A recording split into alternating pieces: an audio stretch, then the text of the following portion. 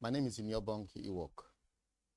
This week, we'll be discussing the claims by Northern Nigeria that President Bola Tinubu, the private administration, is probably marginalizing the region. Yesterday, we saw the political and civil leadership of Northern Nigeria convene in Kaduna for a landmark assessment of President Bola Tinubu's administration, an event that laid bare deep division within the region over claims of marginalization and performance of the federal government. While some stakeholders lauded Tinubu's developmental strive in the last 2.5 years, an appointment in the north, others voiced strong concern over what they describe as growing neglect, insecurity, and economic exclusion under his watch. The two-day event held at the historic Arewa House and conveyed by Sir Ahmadu Bello Memorial Foundation brought together a powerful mix of former governors, traditional rulers, ministers, civil society leaders, and technocrats from across the 19 northern states. There has been growing dissent in the north over claims of marginalization of the region in the scheme of things by the present government.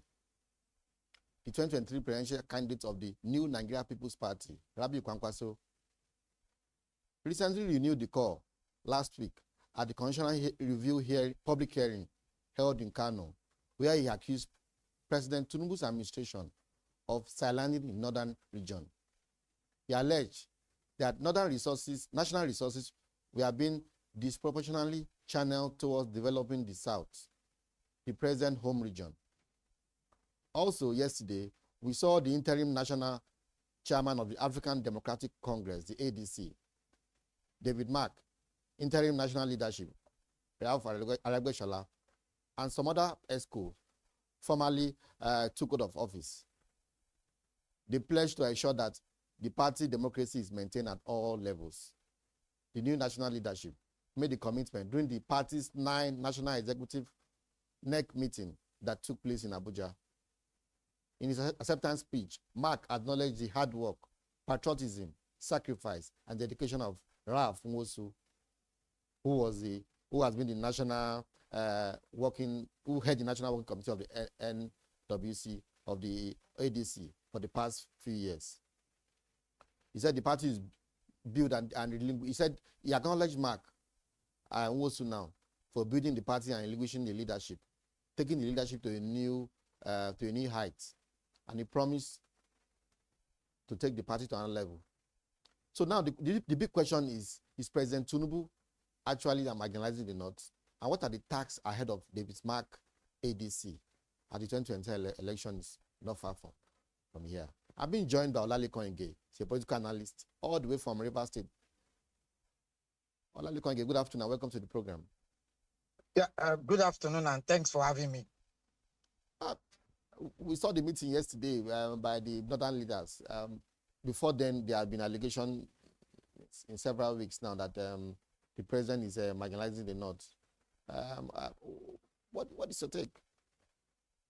Well, I don't want to agree with the people who are saying that that President Tinubu is marginalizing the North. I don't want to agree with them. I think this is more or less of a political talk rather than of reality. I'm sure you already know that there has been a growing agitation, from the North to also have a presidential candidate ahead of 2027 general election. And I believe that this is part of the orchestration. Maybe this is part of the plan to begin to whip up sentiment. I do not agree that the North is being marginalized. They could have been more specific. If they wanted something tied to specifics, then they should have been able to itemize clearly in what areas the president or the presidency of Tinubu has marginalized the North. They will have tied it to specifics. Is it in terms of employment? Is it in terms of projects? Is it in terms of appointment? Is it in terms of a resource allocation? Is it in terms of a distribution of the federal budget? They should have been more specific, and that way we'll have been able to argue and be able to identify where exactly the problem is. I don't agree with them. The Gombe State Governor, who is Mahamadou Inuwa, who is the head of the Northern Governors Forum, he called for support for the president. He said the president have done well over the last 2 years, and that infrastructure projects have been cited in different states across the northern region. He said several projects initiated by the Muhammadu Buhari administration, the former administration, that so many of them have been completed by this administration. He listed the Abuja Kaduna Kano Expressway. He listed the Kano Katsina Maradi road. He also listed the rehabilitation of the Kaduna refinery, among several other projects. And he said the president can do more if the region can support him for another 4 years, from 2027 to 2031 now. It appears all the ministers, a lot of the ministers who are from the north, the SGF, Akume, a lot of them were out there. And they, Yes. and they also listed out some of the appointments made by the president in this administration from the north. Yeah, to buttress I said, their defense, that the president is not defending, is not actually marginalizing the northern region. yes, I agree with them completely. Maybe the only drawback for the federal government in the north would be the issue of insecurity.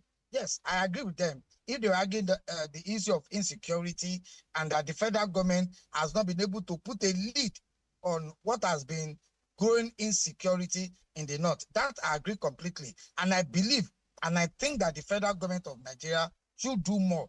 We need to spend more on security. We need to ensure that the north is more secure. You can see what has happened in the north central, especially in Benue, in Plateau. You can see what is happening around the north-west axis. I think the northeast has been a little bit insulated in terms of growing insecurity in Nigeria, but especially for north central, Benue, Plateau, the northwest. I think the federal government of Nigeria needs to do more. We need to spend more to ensure that we're able to secure a vast majority, of the north. So outside of insecurity, I don't think that the federal government is marginalizing the north. I disagree completely. On the issue of insecurity, I agree with them. So what you are saying is that the president has not been able to stamp his feet. What the challenge we had in the previous administration was, despite being a general, he could not stamp his feet on a state of insecurity in the north. He could not. I mean, there are some people that supposed to have lose their job, but he felt he was reluctant in weighing the big stick. No, are you saying the president is not doing that also? He seemed to be. Remove those that are not doing their job. We saw the killings recently in Benue and Plateau. One of the major problems we have in Nigeria is that Nigeria as a federation is not spending enough on security, and that is not debatable. And I'm sure you already know that it is because of this that a lot of states are now agitating for creation of state police. The federal government has not spent sufficiently. In standard terms, Nigeria should be spending nothing less than 20% of our GDP on security. What's Nigeria's GDP? Between 400 billion and 500 billion US dollars. So if you are looking at minimum 10% of Nigeria's GDP, it will be about 40 billion US dollars. Can we spend that on security, or are we spending that on security in Nigeria? We need to spend a lot more. The responsibility to tackle internal security is the Nigeria police. As of today, is the Nigeria police well funded? Recently, retired police officers took to the street to protest about how much they earn after serving Nigeria meritoriously for 35 years. That doesn't speak well of Nigeria. It doesn't speak well of how well we have even treated the police. So, some people want to disagree with you that we've seen over the last during the Buhari administration, we saw that the defense actually took a large chunk of the budget. In fact, in several years, it was the highest money allocation. Defense had the highest allocation in the budget. Is the issue about defense? Is the issue about pumping more money, or about judicious use of this money? No, why we can argue about the judicious use of the money? I agree with that completely. My concern is, are we spending enough on Nigeria police? I'm not just talking about defense. I'm talking about police, the agency responsible for internal security. I'm sure you know, but for state governments, Nigeria police may have collapsed. Check how many vehicles, check how many security gadgets state governments have bought, have purchased for Nigeria police across the length and breadth, of Nigeria. We need to spend more. What of our database? What do we have in terms of database? Yes. In terms of security architecture? In terms of even gathering of intelligence? How much are we spending on it? As of today, do we have a national database of all Nigerians where all our fingerprints can be detected at once? How many functional vehicles do we even have in police offices across the Federal Republic of Nigeria? Not to talk of CCTV. You can take a look around yourself and find out how many police stations in Nigeria have functional CCTV. So every police station in Nigeria should have a CCTV. Will you agree with those who say that we should rather maybe have state police as a way of resolving the issues that the challenges, insecurity challenge in the north and other part of the country? Yes, I agree. I agree to state police. Of course, there are a lot of arguments about whether we should have state police. It will be in the hands of the governors and all of that. My only argument has been that no governor will be in office till eternity. If you're a governor for 8 years and you use state police to oppress your enemies, I'm sure your successor will also help you to do the same against you. There'll be an equilibrium at the end of the day. We need state police. We need to be able to respond to certain emergencies. It's not just having state police. Are we going to fund this state police? Are we going to fund it? Will it be well funded? Some have argued that the problem in the north goes beyond having state police. That you have to tackle the poverty, access to education, and several other challenges. Empowerment of young people there. That without this being done, some of the problem challenges have plagued the north in recent years. You can't run away from them. Of course, I agree completely. Now, out of school children, the north is probably one of the highest in the world. I agree that we shouldn't focus completely on spending money on things. I agree, but I'm saying that we need to prioritize it. Even if you want to stretch that further, what of food security? The greatest security you can have on earth is food security. You see, there was a report some days ago that the north will be suffering from food insecurity for in the next, is it 1 year? Or that report actually says that the northern region, if government don't take action, would suffer from food crisis. Exactly, that's what I'm saying. That you see, that is dependent on insecurity in the north. How do we fight insecurity in the north? Okay, several approaches. One of them, equip the police the more. Another one, ensure that we engage the youth, send them to school. Another one is find work for them, right? We agree, but we also need all of that. Inherent in ensuring that we have security in Nigeria is also the justice system. So we also need to fix the judiciary so that those that are found wanting can get justice quickly. Not that you're in court, you arrest somebody from budgetary or for terrorism, and 10 years, 15 years, 20 years, you are still on that matter. So it's a whole lot to put together. You don't agree that the north is being marginalized. We saw the former APC deputy spokesman Nabina. I said, Yakini Nabina, he said it's just a way of inciting the north against the president. That what the northern leaders are saying, just a way of inciting the Tinubu against the people of the north from giving him the backing. He said that the president got 60% of his vote in the north in 2023. I'm sure I said that earlier, that I don't agree. I don't agree with that assertion that the president is marginalizing the north. I don't agree completely. So what is the way forward? Obviously, his popularity is waning in the north. And of course, especially with this coalition by Atiku and co. What do you foresee in 2027? You see him gaining the kind of vote he got in the north. Do you think President Bola Tinubu will get that kind of support again in 2027 that he got in the north? Now, if you check 2023 election results, the incumbent president won all the states in the north central, with the exception of Plateau State, yes, won by Peter Obi. Yeah, even Nasarawa was disputable. Yes, so let's say out of the 6 states in the north central, the president won 5. Out of the 6 states in the northeast, I think the president won only in one state. He won Borno. Yes.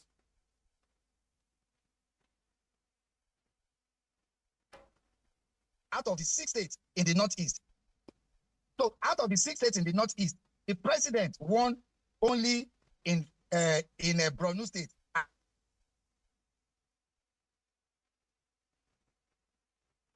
And lost the remaining 5 states to the then presidential candidate, and lost to the presidential candidate of the PDP in 2023. In the Northwest, of the 7 states in the Northwest, hello?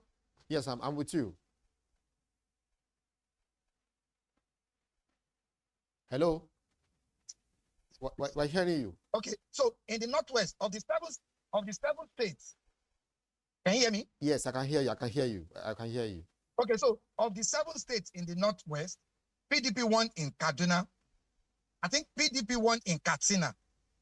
PDP won in either Kebbi or Zamfara. So of the 7 states in the Northwest, I think APC won only in 4 states. So it gives you the configuration of what to come in 2027.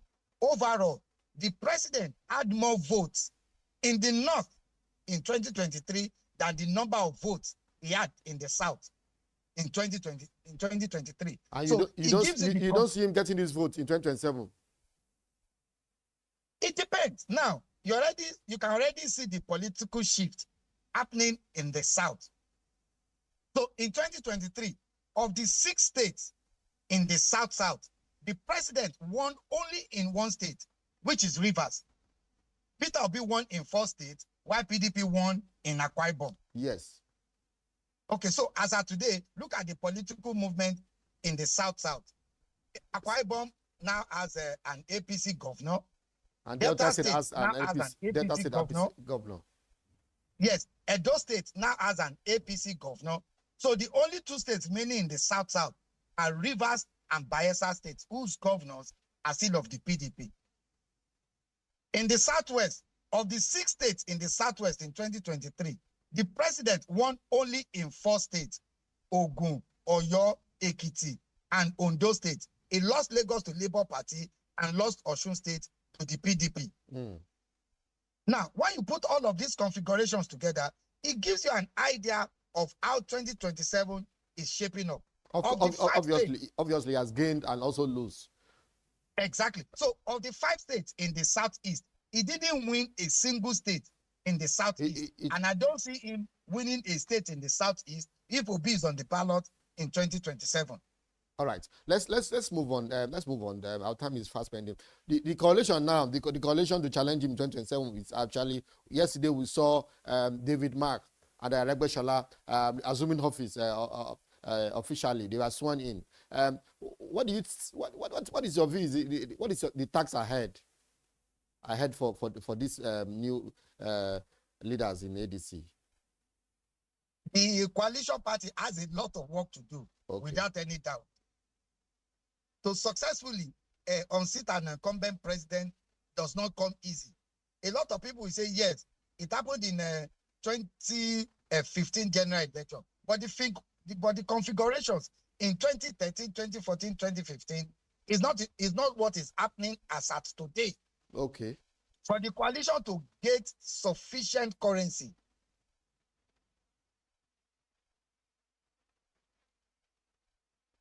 it needs to do a lot more hard work ahead of 2027 general election. Tinubu won't go easily or won't be defeated easily. Let me use the right word. He's an incumbent president. He's an experienced politician, and you can see that he's trying to gain a lot of traction. And the challenge is that so many the ADC across states in the country, ADC they don't virtually exist in some states. In Lagos State, they are not strong on ground. Across several states in the south, people don't really know the party, or they don't exist in the grassroots. Yeah, well, unlike the PDP and APC, where it's a household name, people know them. We can take a lesson from Peter Obi in 2023. Peter Obi practically didn't have structures in many states. You understand? He wasn't well grounded in so many states. We can take a lesson from Peter Obi in 2023. without so much of strong structures in many states, Peter Obi won in Lagos. The Labour Party wasn't strong in Lagos, but Peter Obi won Lagos State outrightly.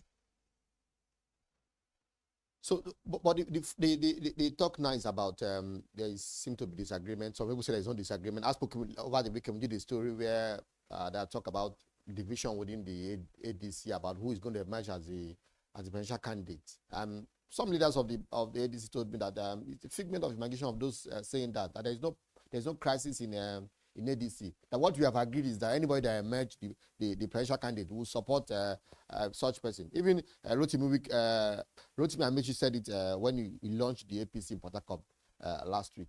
What is your take about you talk about Obi going back to PDP, Obi remaining in ADC? Some of his supporters have said so much in the last few days. Atiku saying that he will not step down for anybody. Some saying Atiku should not be in the ballot. Atiku should just give way and allow support to be. Peter Obi has stated it clearly that he has no plans of going back to the PDP. So that thought can be perished. And Peter Obi says, look, he remains committed to Labour Party and the ADC.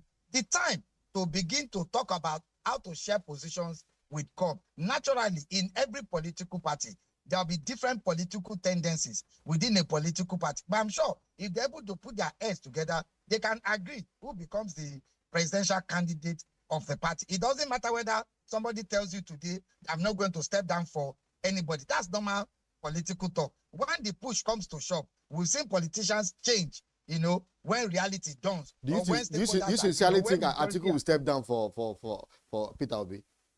Anything can happen in politics.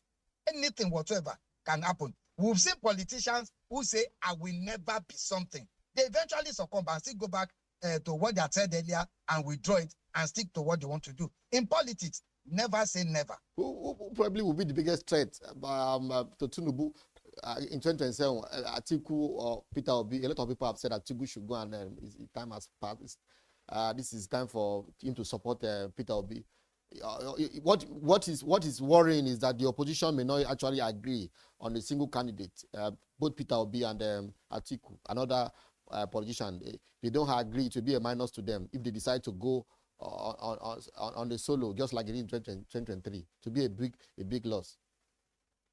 Yeah, the truth is that if the opposition is to stand a chance in 2027, the logical thing is for them to present a common presidential candidate. If assuming that Atiku becomes the presidential candidate of ADC today, and Obi becomes the presidential candidate of Labour Party, they are practically handing over the re-election to President Bola Tinubu, because we are going back to 2023. It will make sense if the opposition will come together and be able to give the presidency a run for its money. Rounding up now, the constitutional amendment process is on by National Assembly. Quickly, what is your take? We saw the agitation for state creation, and so many people are calling for so many things. The women are seeking for special seat in the parliament. They want 182 additional legislative seat in the National Assembly. Each state one, each for the National Assembly, then 3 for the State House of Assembly for women. Then there's diaspora voting, independent candidacy. So many people have actually doubted if this process of constitutional amendments will actually succeed. We've seen that in the previous exercises were carried out in the 8th National Assembly, it didn't succeed. Do you think this exercise itself will succeed? Public hearing are held. Well, let's see. It can succeed. The issue of having special seats for women, I don't support it. I don't support it not because I'm against women. I think we are now making it something out of pity for women. No. What we should be more concerned about is to reform the way and manner political parties conduct their primaries. If we have credible primaries conducted by political parties, I'm sure a lot more women can even win political seats rather than just reserving 1 or 3 for them. So you have a state that has maybe 40 members. For example, in Lagos, there are 40 members of House of Assembly. Yes. And you want to reserve only 3 for women. How? Who does that? We should rather be more concerned. To me, part of the constitutional amendment should be that political parties must mandatorily use electronic voting to select their candidates during primaries. And you see whether will not have a changed political atmosphere. What is your call for state creation? What is your view on call for state creation? Excuse me, please. About 47 groups have submitted a proposal to National Assembly for state creation. How will states be funded? I'm completely opposed to state creation, but the only state creation I think we should all support will be that the Southeast should have one more state to bring them at par with the rest of Nigeria. The Southeast definitely should have one more state. Thank you very much for Olalekan Ige, political analyst, join us all the way from Port Harcourt, the River State capital. Thanks for being on the program for today. Thank you so much. All right. Your views are always welcome on the program. All right. You can watch previous edition of Inside Politics on YouTube just through your phone or your system. You can go into YouTube and type Inside Politics and watch what we have done in the past. And also you can follow me on Twitter at InYourBongiWork2. That's the program for this week. Join me next week for same program. Stay tuned to BDTV. Good afternoon.